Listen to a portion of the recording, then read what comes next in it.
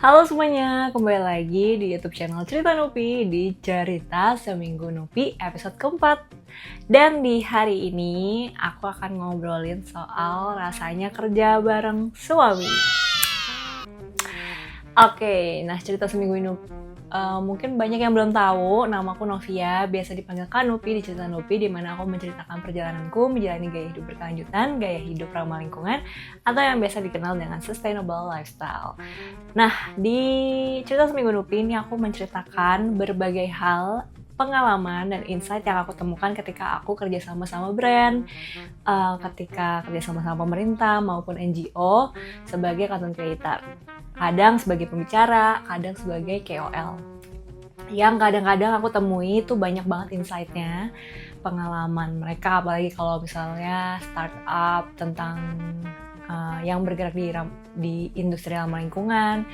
Dan sebenarnya banyak juga yang aku lewati dalam hidup sebagai content creator yang kadang-kadang ada nih pelajaran hidup yang aku mau sharingin, cuman terlalu panjang kalau aku tuh ngomongin di satu reels yang durasinya 90 detik doang. Jadi nggak bisa nih aku memberikan insight ataupun sharing hal itu gitu. Dan aku senang setelah 4 episode ternyata memang ada nih hal-hal yang bisa aku bagiin. Awalnya aku tuh juga pesimis, kayak emang ada yang aku bisa sharingin ya gitu. Cuman kayak aku ngerasa kayaknya kadang hari-hari aku tuh monoton aja gitu. Pagi ngopi, ngonten, bikin skrip, edit video gitu.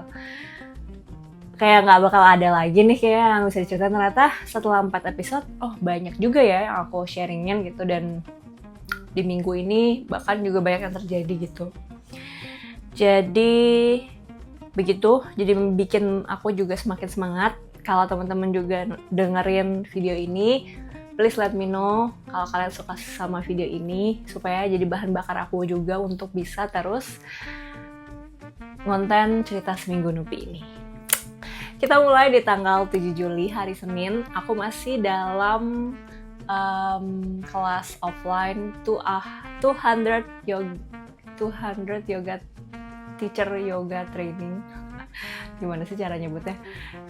Dan mungkin akan ada sedikit monoton di 3 hari ke depan, tapi sebenarnya banyak sekali yang seru di akhir minggu. Jadi bear with me. Di tanggal 7 ini aku masih kelas yoga. Bukan berarti nggak menyenangkan dan nggak seru. Tapi mungkin buat kalian yang dengerin ceritanya bosen ya, kayak pagi latihan terus bahas pose gitu-gitu doang. Kuliah pada umumnya lah ya gitu. Nah di pagi itu langit biru cerah, Yobel nganterin aku, terus habis itu kelas latihan yoga seperti biasa, bahas pose kayak biasa. Di hari itu kita photoshoot karena pakai baju hitam-hitam gitu untuk foto flashcard yang aku ceritain di minggu lalunya, di episode sebelumnya. Dan lucu, ada momen lucu bisa di-insert di footage-nya. Hitungan ketiga bilang Kirana ya. 1, 2, 3. Kirana.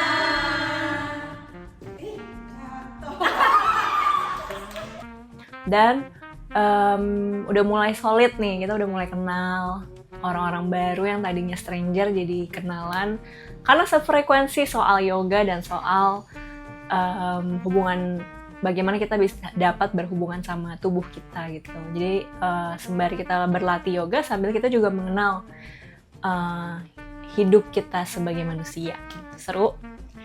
8 Juli hari Selasa, aku bagi vegan cake lagi dari Crumb and Melts lagi karena masih ada love yang ada di kulkas, dan Yobel nggak terlalu suka vegan cake, jadi mendingan aku sharing ke mereka yang lebih suka. Aku juga suka sih sebenarnya, dan hari itu lebih enak.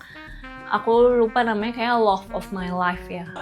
Hai Terus pada seneng juga, sama seperti biasa ya udah latihan, terus kelas, abis itu bahas pose, bahas contemplation sharing. Kontemplasinya soal ketidakpastian, kayak gimana selama ini kita tuh berhubungan sama perubahan.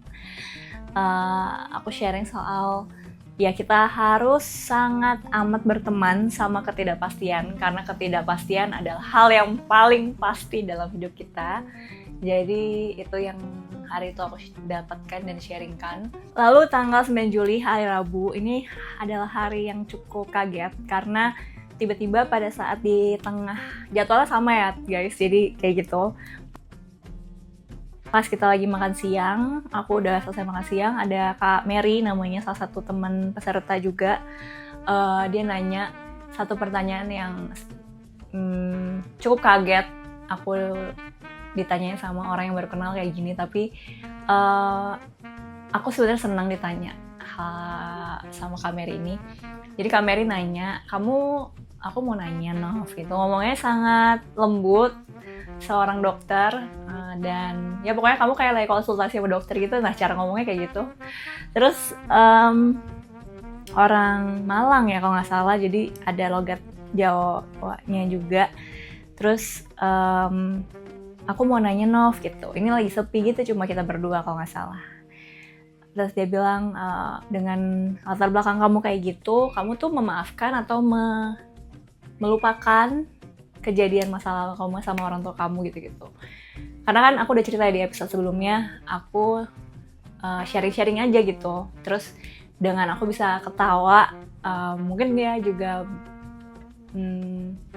bertanya-tanya dalam diri, kok ini anak bisa cerita dengan ceria gitu. Sebuah cerita yang sebenarnya cukup tense atau ekstrim gitu. Aku bilang, maksudnya aku maafin dan aku terima. Dia nanya gini, apakah kamu sudah menerimanya, sudah memaafkan, atau kamu melupakannya? Terus gimana proses kamu sampai jadi kamu sekarang gitu. Gila, pertanyaannya seru banget kan guys. Terus ya aku cerita gitu, bagaimana proses aku pernah ke psikolog, dan ini juga psikolognya bukan aku bayar, psikolog gratis, kayak benar-benar pertolongan Tuhan aku bisa dapat psikolog ini. Terus aku baca-baca buku mindfulness, aku ketemu yoga, aku sering banget nontonin YouTube tentang mental health, tentang parenting gitu. Aku tahu banget kalau ini tuh terjadi bukan karena salah orang tuaku, karena orang tuaku juga produk gitu dari masa lalu. Jadi aku cerita cukup panjang, dan akhirnya tiba-tiba teman-teman yang lain dengerin, terus pada kita jadi sharing session sejenak di hari itu, berdelapan gitu, ada fotonya kalau nggak salah. Terus ya aku bilang kalau aku tuh udah memaafkan, tapi aku nggak lupain, dan aku berdamai sama hal itu gitu. Jadi aku berdamai, aku tahu keluarga aku kayak gini dan aku nggak bisa mengubahnya, cuma mukjizat yang bisa mengubah, dan aku tetap punya hak untuk bisa hidup, menjalani hidup yang aku harapkan dan aku inginkan, seperti ya sekarang gitu. Aku menjalani hidupku sebagai content creator, aku menjalani hidupku sebagai istri, aku menjalani hidupku di Bandung, aku menjalani hidupku dengan ngebon, dengan ngompos, dengan mengkampanyekan tentang gaya hidup ramah lingkungan, sadar penuh. Aku punya hak untuk ngomongin ini walaupun aku punya backgroundnya kayak gitu, dan aku ceritain transformasi yang mungkin kalau aku ceritain panjang banget gitu. Nanti kalau teman-teman, kalau video ini ada yang nonton dan teman-teman mau tahu, nanti aku bikinin videonya, komen aja di bawah kalau ada yang nonton. Karena weekly vlog ini juga belum tentu kan ada yang nonton. Hari itu aku pulang, langsung disambut sama makanan dari Yobel, sama masih bubur karena aku masih batuk dan masih demam naik turun gitu. Jadi kamu bayangin teman-teman, aku kelas kuliah intensif training, tapi aku masih demam dan batukku masih berdahak dan ada darahnya kadang-kadang. Makan bubur, dan dia bikinin jus beet enak banget. Itu jus beet terenak karena Yobel nggak pernah bikin jus. Terus habis itu biasanya aku yang masak teman-teman. Jadi ini pertama kalinya Yobel yang benar-benar take control sama dapur. Terus dan Yobel cerita dia baru ketemu sama temennya namanya Doni, yang akhirnya jadi murid yoga aku pertama kali. Nanti di minggu depannya aku akan sharing di episode berikutnya. Dan dia dapat sarung yang ini tuh ceritanya ada sarungnya yang ada cerita dan makna. Jadi sebenarnya Yoba tuh baru-baru ini suka pakai sarung karena ini adalah gerakan sustainable sebenarnya, dimana sarung itu nggak menutup size gitu. Jadi kalau misalnya kita gendutan atau kekurusan, tetap bisa pakai kain ataupun sarung itu. Dan sarung ini penuh makna dari Lombok kalau nggak salah. Dan ada movementnya juga di situ karena warna merahnya itu sekarang udah langka gitu. Aku nggak tahu itu dari mana warna merahnya, dari tumbuhan apa. Cuma karena krisis iklim, warna merahnya itu jadi langka dan menjadi sebuah lambang atau simbolisme di mana kerajinan tangan kita juga bisa terancam kalau kita nggak mengganti gaya hidup kita, kebiasaan-kebiasaan lama kita yang sekali pakai, single use, yang overconsumption. Kalau kita nggak berubah, nggak heran kalau someday kita nggak bisa ngopi lagi, kita nggak bisa punya kain itu lagi, kita nggak bisa punya kerajinan tangan yang saat ini gitu, karena berdampak ke banyak hal dalam hidup kita. Kayak gitu. Terus habis itu Yoba cerita soal sarungnya, dan kita akhirnya istirahat. Dan besoknya hari Kamis, tanggal 10 Juli, hari Kamis, aku itu hari kedua terakhir dari offline training aku. Dan hari itu kita semuanya ber-12 ini pertama kali mengajar yoga. Jadi suatu pengalaman yang sangat menarik. Ternyata yoga sendiri sama ngomong itu susah, sambil nafas juga, sambil kasih instruksi. Ini keren, yoga teacher dimanapun kamu berada, kamu keren. Di siangnya aku sempet tidur siang karena semuanya udah pada capek kayaknya, pada latihan. Ada yang ngajak latihan, ada yang lagi tidur-tiduran, kita lagi break gitu habis makan siang. Aku udah energi ambang, udah kalau baterai udah lowbat banget. Tapi aku tetap harus berjuang sampai hari akhir minggu, karena akhir minggu ada event dimana aku kerja sama suamiku yang aku cerita nanti di akhir minggu. Terus yaudah kita jalani hari itu, kita mengajar untuk pertama kalinya, senang sekali. Terus abis itu di akhir sesi, di akhir kelas, semuanya pada sharing dan emosional banget. Ada yang nangis, ada yang menceritakan transformasinya selama 10 hari ya kita kelas. Terus ya aku ngerasain sama-sama bertumbuh dan berbuah bersama. Kirana Yoga, keren. Dan makan siang hari itu bener-bener enak guys, nasi padang vega terenak yang pernah aku makan. Keren nih, Bujum ya namanya yang jadi koki. Terus habis itu malamnya aku langsung cabut, abis keadaan emosional itu, sharing-sharing session yang menyenangkan itu, aku langsung ke ulang tahun adanya Yobel. Kita makan hotpot bareng sama mama mertua yang gaul, karena mama mertua aku gaul banget guys. Tadi aja pas aku lagi filming shoot video ini, dia chat lagi jajan minum sampah, ada fotonya nih di sini ya. Keren. Terus ngobrol-ngobrol tentang yoga, karena mama mertua aku juga yoga. Terus habis itu cerita-cerita tentang keluarga aku yang kemarin. Terus mama juga cerita soal kegalauannya. Terus udah malam kita langsung pulang, udah capek banget. Makannya enak sih sebenarnya karena aku suka hotpot. Besokannya aku udah kembali ngonten. 11 Juli hari Jumat, aku udah kembali ngonten. Jadi aku ngonten buat satu kerjasama namanya Pagelaran Sabang Merauke. Mungkin saat video ini di-upload sudah ada di Instagramku. Jadi dia bikin pagelaran Nusantara gitu. Terus videonya mempromosikan hal itu. Tapi aku ngomongin soal, di awalnya aku kasih storyline-nya perihal kado. Jadi kadang-kadang kan kalau kita kadoin seseorang tuh bisa numpuk gitu. Kalau kita kadoinnya ya ngasal gitu, barang-barang aja gitu. Tapi kadang-kadang ternyata kayak cici aku gitu suka banget kalau dikasih tiket teater gitu. Ada experience yang mungkin bisa kita kasih gitu ke orang ketika kita kasih kado yang dia suka. Jadi kadang normalisasilah memberi kado dengan bertanya kamu butuh apa supaya barang-barang nggak numpuk, ya kan. Dan hari yang menyenangkan tiba. Ini weekendnya sangat seru karena aku kerja sama Yobel berdua pertama kali. Biasanya kita kerja berdua sih sering, cuman ini pertama kalinya kita workshop bareng.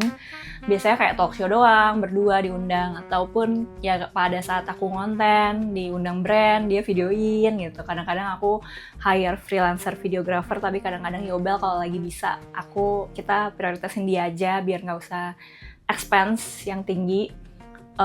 Dan lebih gampang juga sih karena ya suami sendiri gitu. Terus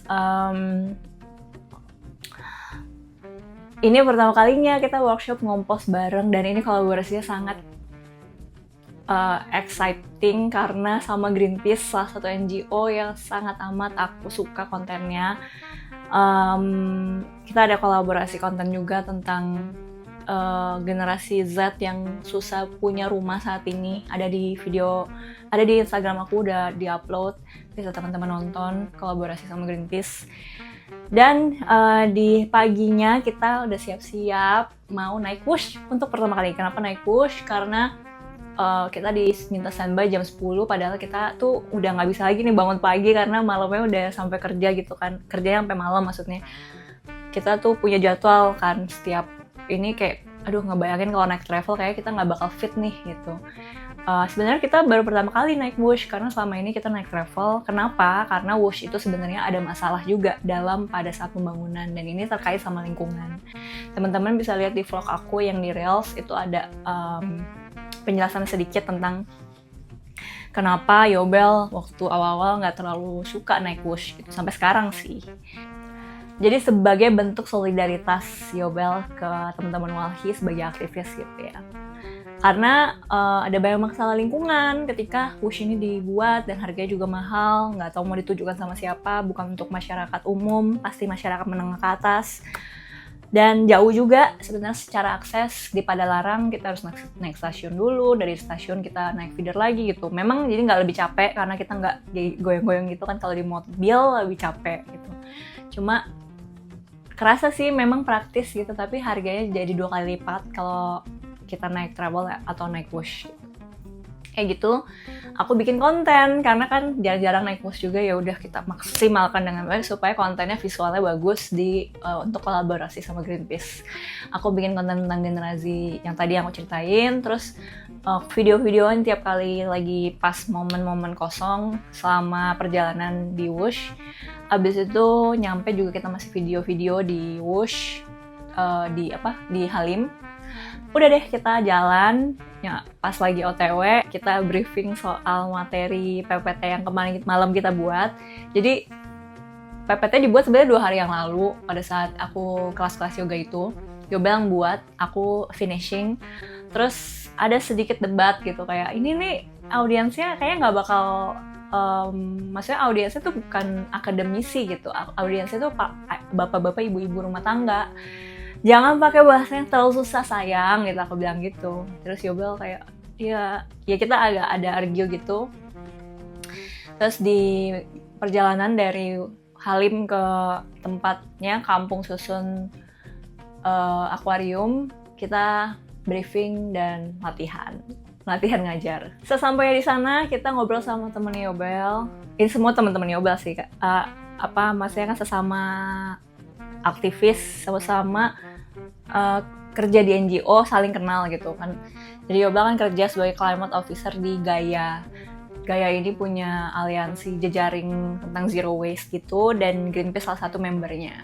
Jadi kenal, setiap kali kalau ada event kadang-kadang ketemu sama teman-teman Greenpeace gitu.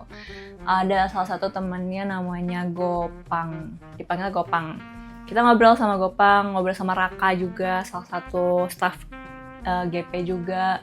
Kalau Raka ini kita nyambung nih kalau ngomongin soal meditasi gitu. Jadi kita ngobrolin soal meditasi, ngobrolin soal tubuh, ngobrolin soal pengalaman aku di yoga, ngobrolin soal keluarga Cindo gitu.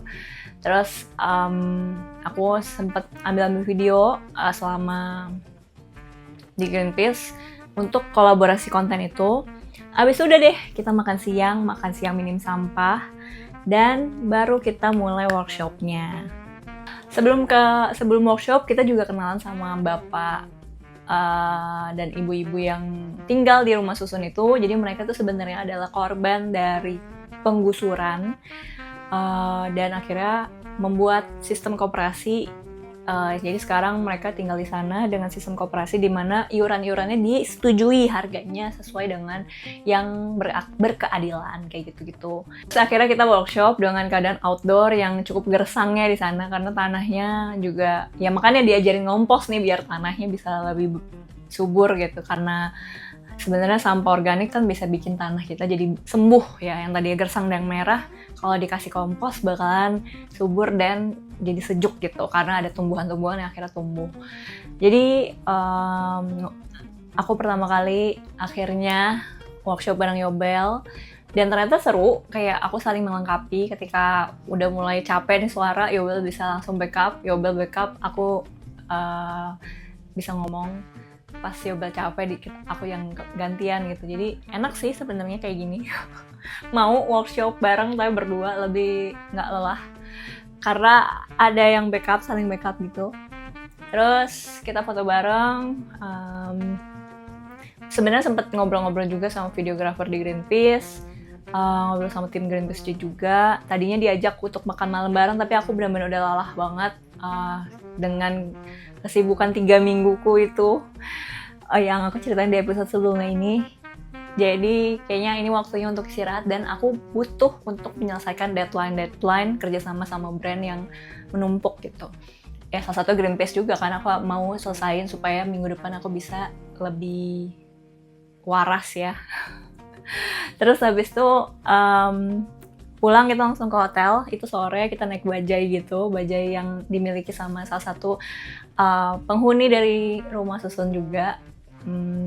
Nyampe hotel, istirahat bentar, ganti baju, aku langsung edit. Abis itu udah lapar, kita makan dimsum. Sampai aku nggak videoin tuh karena saking lapernya. Jadi wah itu dimsum terenak sih. Kita makan di Wing Hang Muara Karang karena kayak selama ini kita makannya bubur mulu kan. Terus jadi makan dimsum terenak dan aku udah lumayan sembuh kan, tenggorokannya jadi enak banget. Habis itu ngurusin bank bentar, jalan kaki, kita pulangnya naik busway dari hotel dari Muara Karang ke hotel. Itu naik busway dan nunggunya cukup lama. Kenapa naik busway? Karena kalau misalnya kita lagi di Jakarta, sebisa mungkin kita naik kendaraan umum, kalau maksudnya Transum ya, transportasi umum. Kalau misalnya waktunya memungkinkan kan, kalau misalnya kayak ada job gitu ya, kan jamnya tuh mepet, jadi biasa kita naik Grab gitu. Tapi kalau misalnya ada momen kayak gini, kita usahain naik Transum, naik busway atau naik MRT gitu. Nunggunya lumayan lama tuh 15 menit karena kita ketinggalan busway yang pertama kali. Jadi kayak 15-20 menit gitu kita nunggu di pinggir jalan sambil ngobrol dan foto-foto, ada fotonya. Terus udah, dan ternyata itu hari Sabtu malam cukup rame ya busway-nya. Terus turun-turun sangat tidak ideal fasilitasnya. Ada truk gede banget di haltenya. Jadi kakak yang di depan aku aja bingung, ini bener di Hotel Aston Kak Elmas gitu. Oh iya cuma ada truk gitu. Jadi haltenya sangat tidak memadai. Udah nyampe, udah deh istirahat, mandi istirahat. Dan aku ngedit sebentar, tapi udah kecapean banget. Abis itu tidur cepet, jam 8 malam, 9 malam gitu kita udah tidur. Tanggal 13 Juli hari Minggu, paginya kita langsung sarapan, bangunnya cukup enak karena nggak usah buru-buru pagi-pagi. Dan aku sama Yobel ngobrol di momen sarapan itu, kita grateful banget sebagai pasangan kita bisa saling kerja bareng, bisa ngerasain privilege juga kayak wah bisa sarapan di hotel gitu. Nggak semua, maksudnya bukan berarti kita harus sarapan di hotel ya, tapi ya bersyukur gitu dengan adanya masih ada makanan, masih ada fasilitas pagi itu, masih ada momen dimana kita bisa kerjain bareng, workshop bareng, ketemu sama orang-orang yang sefrekuensi, se-value, ketemu ngobrol-ngobrol sama bapak ibu di rumah susun, memberikan empati juga dalam kehidupan yang memang berbeda gitu sama kita gitu yang tinggalnya di rumah landed gitu. ternyata ada nih cara hidup yang kayak gini dan mereka hidup dengan baik-baik saja gitu, tanpa ada tengkar gitu. Maksudnya mereka bisa hidup harmonis dalam satu rumah susun gitu. Habis itu setelah kita sarapan di hotel, mandi segala macam, kita udah decide mau ke satu coffee shop. Karena kalau kita lagi ada waktu senggang gitu, aku sama Yobel tuh sukanya ngopi kan. Nah di rumah tuh kita sering banget explore beans kopi. Di rumah udah kayak kafe lah, kayak maksudnya udah sangat oke banget lah kopi di sini. Sangat pede. Padahal kita nggak punya mesin kopi, kita pakainya mesin kopi yang manual, dan itu udah cukup banget untuk berdua, nggak perlu mesin kopi yang mahal-mahal. Itu udah mahal sih menurut aku, tapi nggak perlu yang lebih mahal lagi gitu. Terus kalau kita lagi di tempat-tempat tertentu, kalau misalnya ada waktu kosong, kita mau cari coffee shop baru supaya experience sesuatu yang baru gitu. Dan ada satu coffee shop baru di Jakarta Barat dekat rumah cici aku, karena kita planningnya mau nginep di rumah cici aku habis dari hotel itu. Karena besokannya aku masih harus ada pekerjaan yang aku sharing di episode berikutnya ya. Jadi kita masih harus stay di Jakarta sampai hari Senin. Terus kita ke coffee shop lah, namanya West Loop Coffee Shop. Jadi ini tempatnya cukup baru, jadi di tengahnya gitu kayak ada jejepangan gitu, dan ramai banget, semua orang foto di situ. Cukup ironis karena tempatnya keren, tapi depannya tiba-tiba ada bangunan penuh dengan AC outdoor. Sangat ironi karena kan aku buka Q&A nih, ngobrolnya soal mobil listrik, jadi masih lucu aja gitu ngomongin soal mobil listrik, tentang baterai, tentang krisis iklim. Di depannya bangunan penuh dengan AC outdoor, terus di sini ada, pokoknya ya unik aja lah pemandangan hari itu, kayak kontras gitu. Terus kita kerja bareng, aku senang banget nyelesain beberapa pekerjaan di sana, ngedit. Udah, maksudnya kan selama setengah minggu, bahkan 10 hari gitu ya, dari minggu lalu, aku tuh kan kuliah lagi kan, kayak kelas lagi gitu kan, kelas yoga lagi gitu. Dan kelasnya kayak kuliah, jadi nggak banyak hal kerjaan yang nggak sempat dikerjain dan bisa dikerjain hari itu gitu, di hari Minggu padahal. Jadi kerja di hari Minggu, terus abis itu udah selesai ngopi, makan pizza yang enak banget, terus kita jam 4 gitu udah jalan ke rumah cici aku, main sama Ai. Aku ngeberesin mens pad aku karena sebenarnya aku lagi mens selama seminggu terakhir. Jadi nyuci mens pad di rumah cici aku lebih nyaman. Aku cuci, aku jemur, terus main-main sama Ai, makan bakso dengan yang penuh mikroplastik karena cici aku beli di Gojek kan.